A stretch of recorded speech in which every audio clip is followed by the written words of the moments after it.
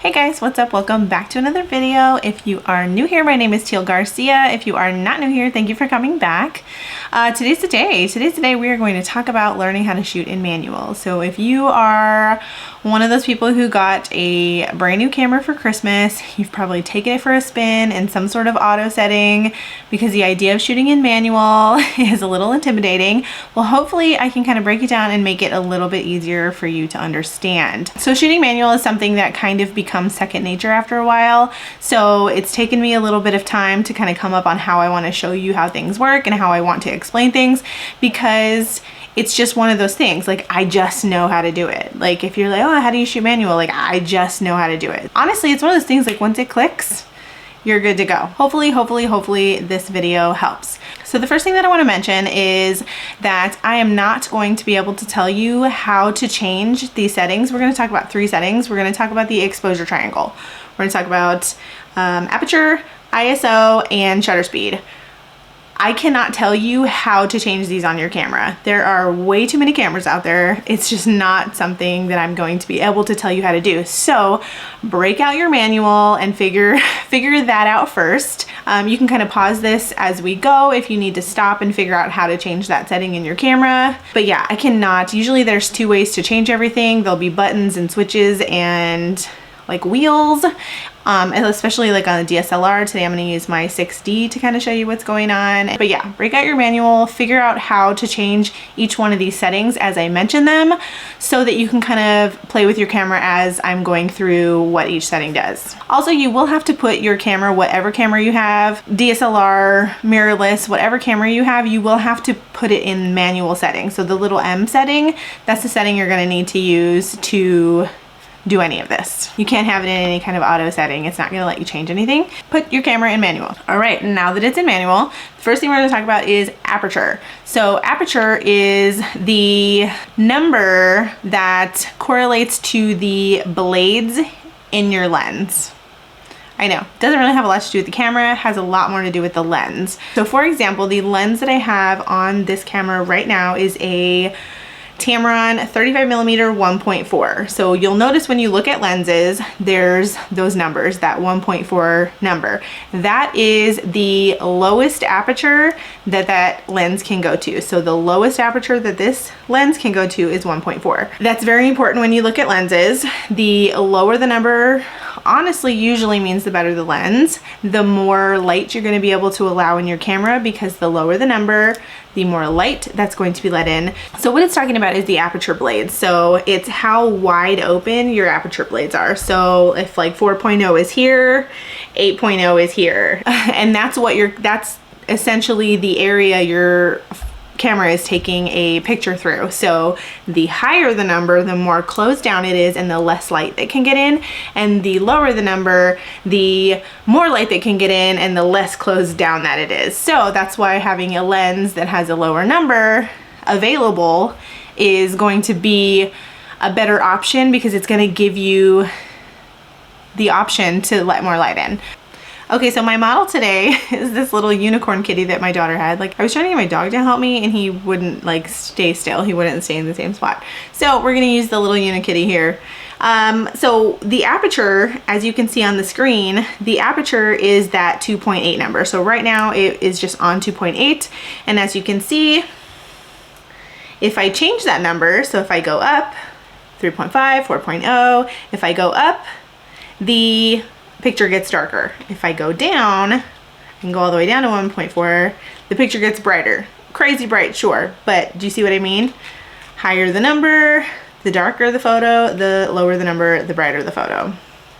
All right, cool, understood, right? Make a little note.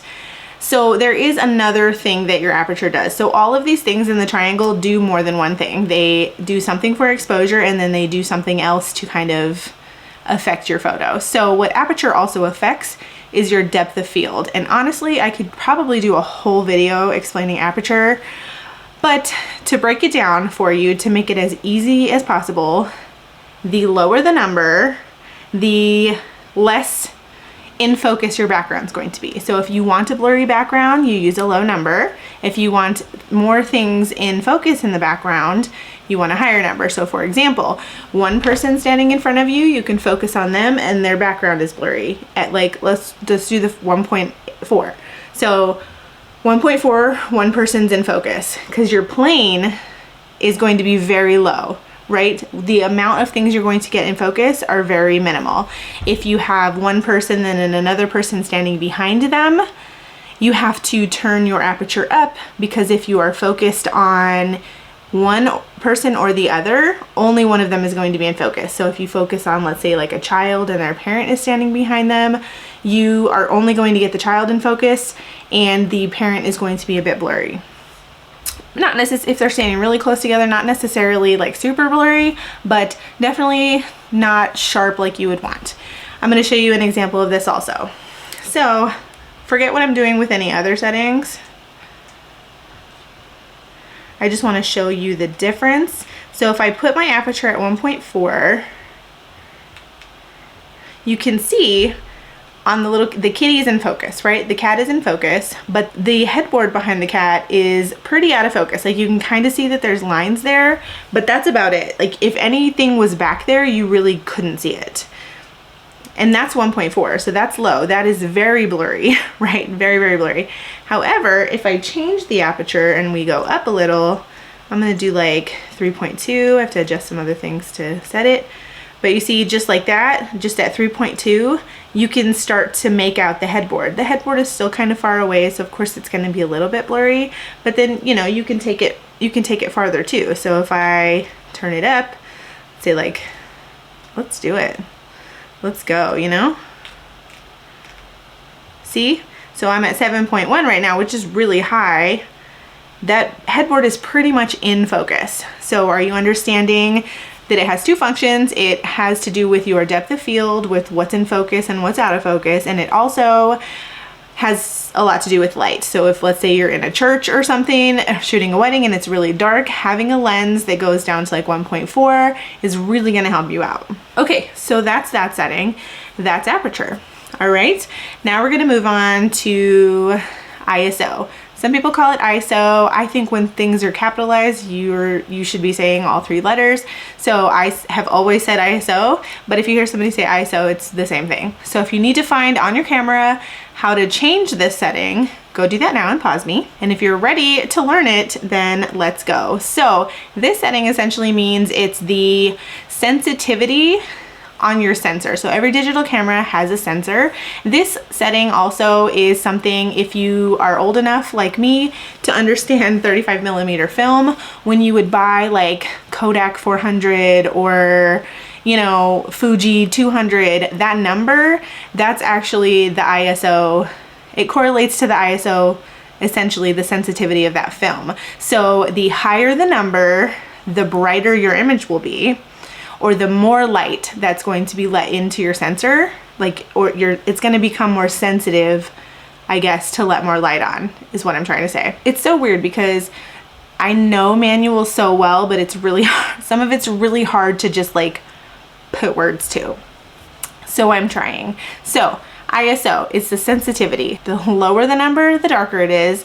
The higher the number, the brighter it is. So let's say you're going outside to shoot and it's crazy bright outside, you're probably not going to need more than 100, right? And usually that's about, some cameras will go to 50, but usually the lowest is about 100. So just like automatically going to shoot out in the daylight, probably just put that setting at 100, and that's usually what I do. And ISO is one of those that I don't really mess with until I need to. So in my triangle, in my three settings that we're going to talk about, ISO is probably the one that I mess with last, honestly. And the reason for this is the other thing. So ISO helps with exposure. Obviously, like I said, the higher the number, the brighter it is. So if it's dark somewhere, you're inside somewhere, you need to crank that up a little bit.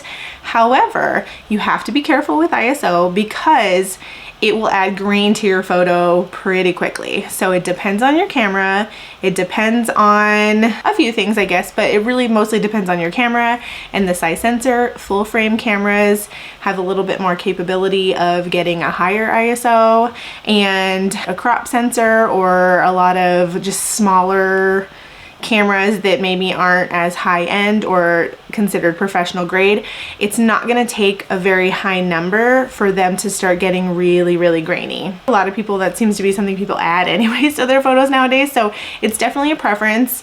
It depends on the camera that I'm using, but again, like I said, ISO is kind of the last thing that I change in the camera.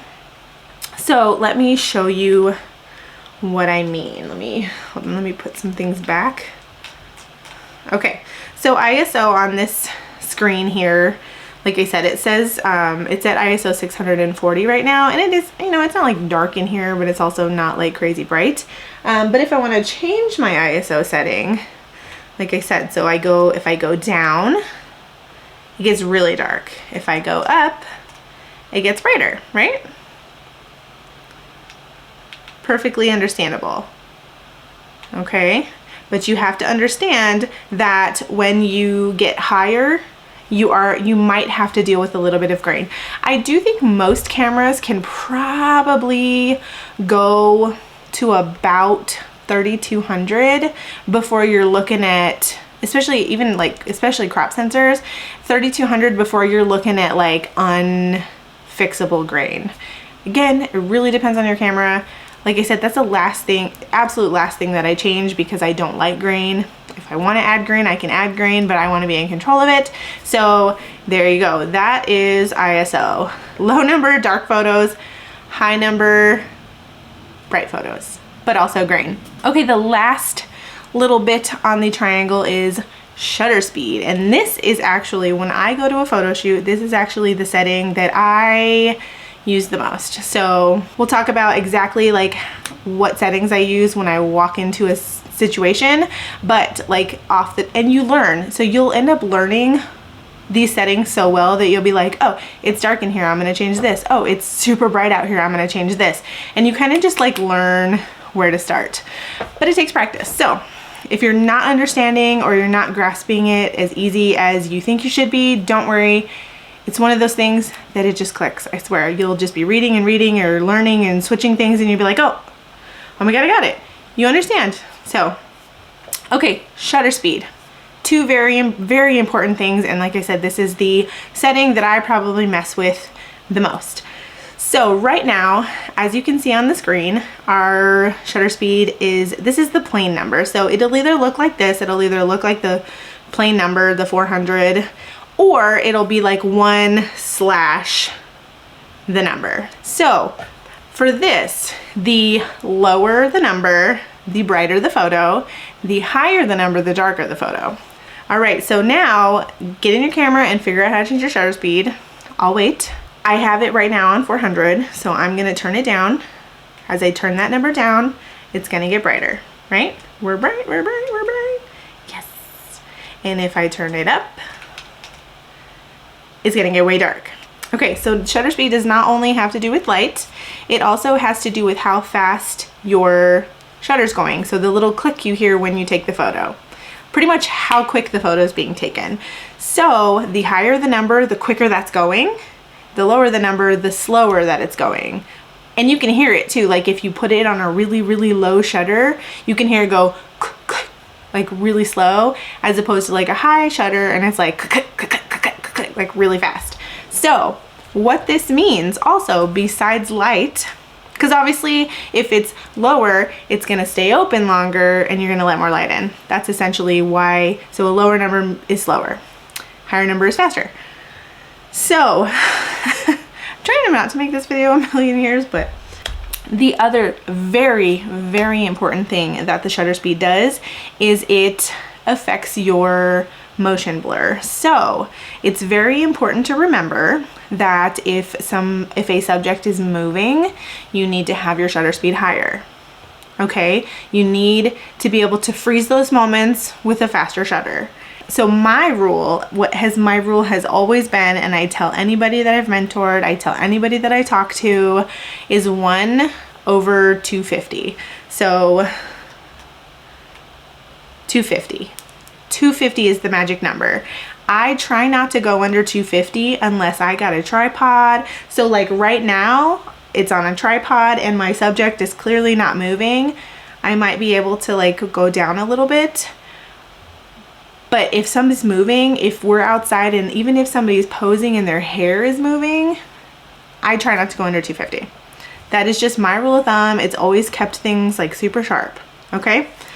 All right, so now that we are understanding all three of those settings to an extent, I'm gonna talk a little bit about how to balance them. And this definitely takes practice. It takes understanding what those three things are to figure out how to balance them. That's why it's a triangle. Everything's even, everything has to balance to make your photo turn out right. It has to be sharp, it has to be exposed correctly, not grainy, all of those things, okay? So for this, so I'm inside right now. So I think my ISO setting at 800, I think it's pretty great, right? Like that's perfect actually. If I went outside, I don't know, it's about noon outside right now. If I went outside, I would crank that bad boy to 100 just automatically. Like we're outside, it's bright sun, 100, easy. So, and then what I would do next is I would think about what I'm shooting. Okay, so inside 800, great. I think about what I'm shooting. I'm like, oh, my little subject, he's just all by himself. He's on the bed. I kind of want to drop off the background a little bit, right? I want to make the background blurry and I really just want him in focus. So I'm going to change my aperture for that. You know what? And I want to put it at 1.4. He's really bright right now, but I only want him in focus. I don't want anything else in focus behind him. So what I would do next was to change my shutter speed. And it's at 250, that's the lowest I'm willing to go, but I'm gonna crank it. And most cameras can go to at least 4,000 or to 8,000. So this is actually, let's see, I actually like that. I think that looks pretty well exposed. Like you can see the little cat, you can't really see the background. So that's actually this is how I would take that picture. Okay, so the thing with manual mode also, it's very tailored to what you want to do, how you want your photo to turn out. It's very opinionated. So somebody might look at this and be like, why don't you turn your shutter speed down so that you can then turn your ISO down also? I don't want to. It really, to me, it doesn't matter. To me, this camera, it's full frame. It takes pictures great in low light. ISO 800 is not really going to affect my photo too much. So what I like to do at a shoot is how I said that shutter speed is my favorite. I will make sure that my other settings are set up to where I start with my shutter speed really high. And the reason why I do this is because when you get to shooting, so you're like, I'm shooting, and you kind of get lost in what you're doing, I like to adjust my shutter speed. So I have my aperture, how I want it set for how many people I'm shooting. I think of aperture more for that depth of field than for light, unless I need it. Like I said, shooting inside, shooting a wedding, I'll really pay attention to that and make sure I use a lens I can let a lot of light in. But like outside, a family shoot, my aperture is, I think of it mostly about what's in focus and like what's out of focus. So that's what I think about. I'm like, how many people am I shooting? Cool, it's a family of 3. I'd probably start about 2.8 and kind of see where I go. Then we're outside, so I'll usually set my ISO at 100, and then I don't have to mess with it to let more light in, usually until the sun's going down. And those two settings kind of stay where they are. Like I said, until the sun starts going down, I'll mess with my ISO a little bit, but almost a whole shoot, I just continuously turn down my shutter speed. So I might start with my shutter speed at like 2500, and that gives me so much room as the sun's setting. And I use my shutter speed mostly for exposure when I'm at a shoot. So I lower it and lower it and lower it and lower it and lower it until I hit 250. And at the point I hit 250, I start messing with other settings. At that point, I would start messing with my ISO. I'm like, oh, I'm at 250 and it's kind of dark. Then I'll start bumping my ISO. So it is really all about balance. It's really all about what settings you like. I know plenty of people who think it's weird to start with a shutter speed so high, but hey, your camera has all that for a reason. So again, it's all about balance. It's all about practice. That is just how I do it. I hope I was able to explain things to where you kind of understood them. If not, ask in the comments. If you want me to do maybe more of a video, especially I feel like aperture is one of those settings that can just be talked about all freaking day. So I can definitely do a whole video on aperture and how all of it works. I am going to do, in this series of, learning how to use your camera and understanding your camera, I'm going to do a series on just how to blur backgrounds, because there's actually more ways to blur a background. So if you do have one of those lenses that maybe only goes to 3.5, there are other things you can do while you're shooting to get a blurry background. You don't only get a blurry background if you buy an expensive lens. There's other ways to do it too. So I will be talking about that. All right, that's it. If you like this video, please give it a thumbs up. If you are not subscribed, please do so, because I have a lot more learning coming up, and I will see you next time. Bye.